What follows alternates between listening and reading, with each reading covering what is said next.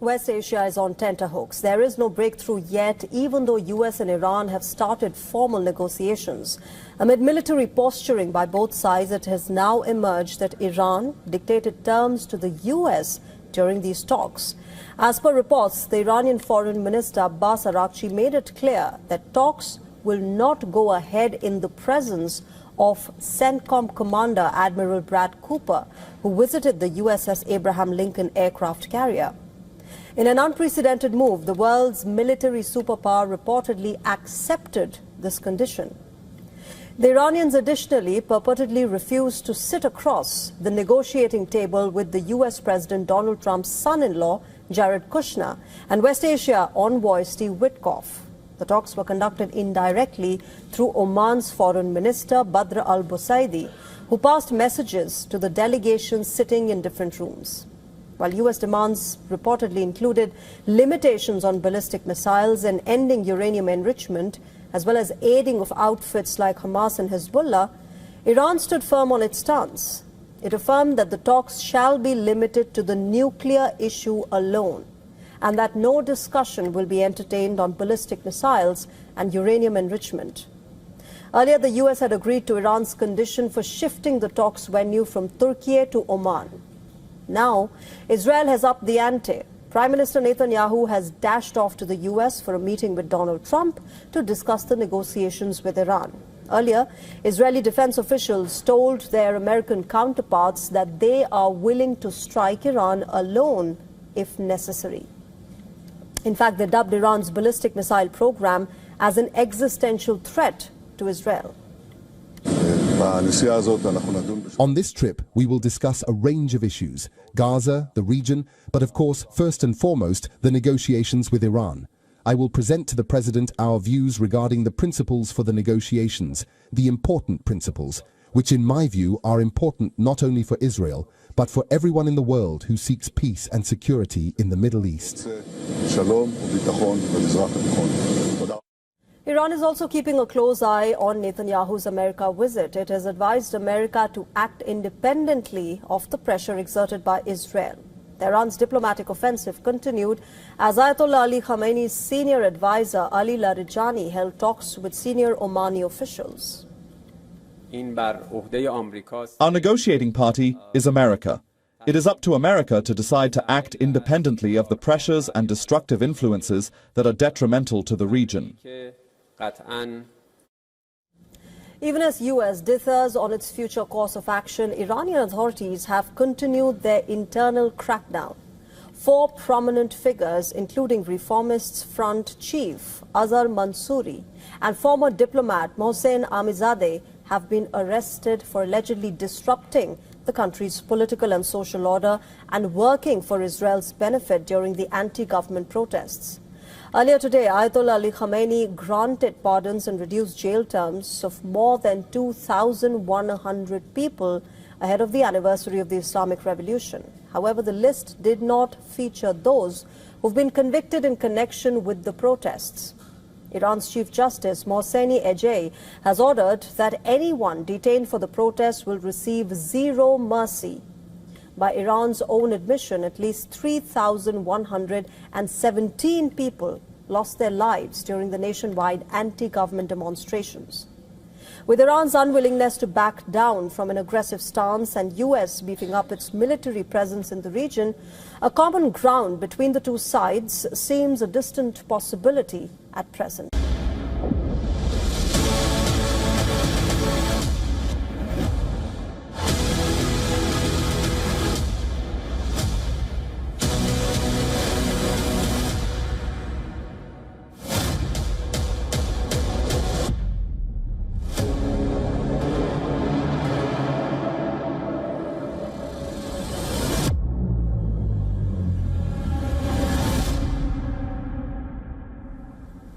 A year and a half ago, Bangladesh plunged into turmoil as its elected prime minister was forced to flee in the wake of raging protests.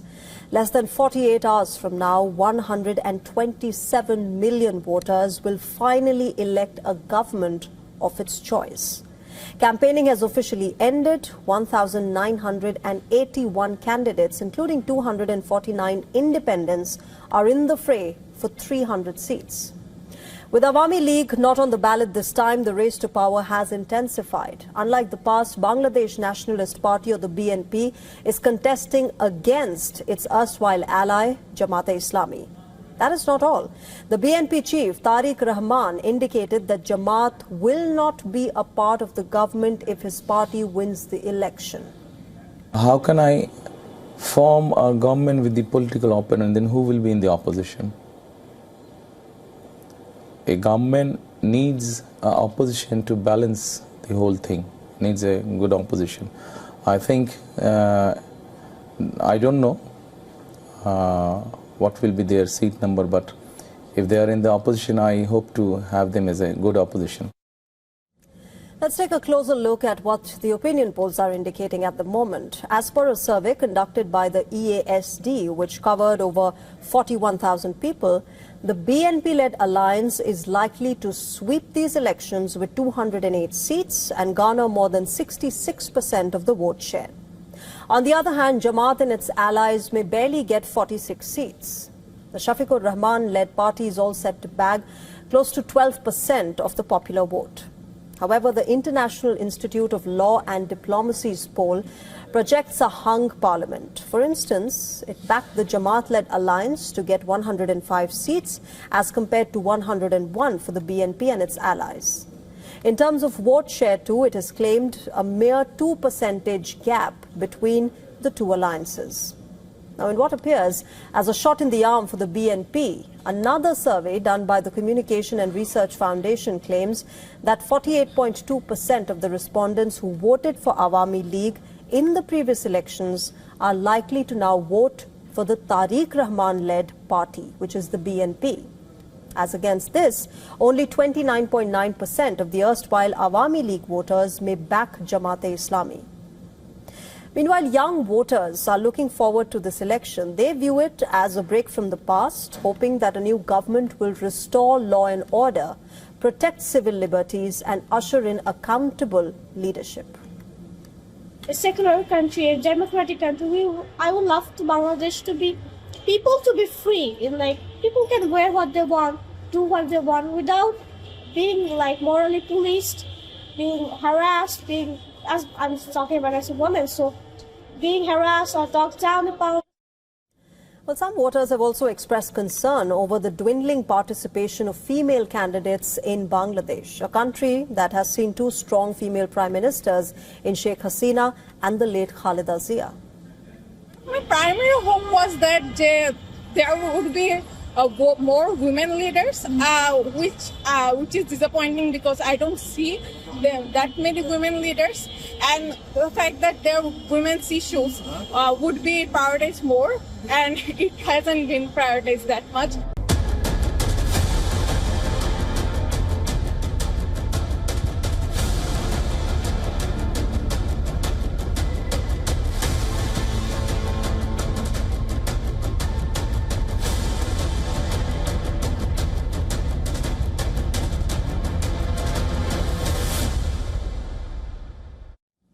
Our next story is from Turkey, and we will like to begin with a question for you.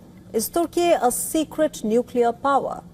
A simple question and a silence from its foreign minister when asked about it during a live broadcast. It's speaking volumes.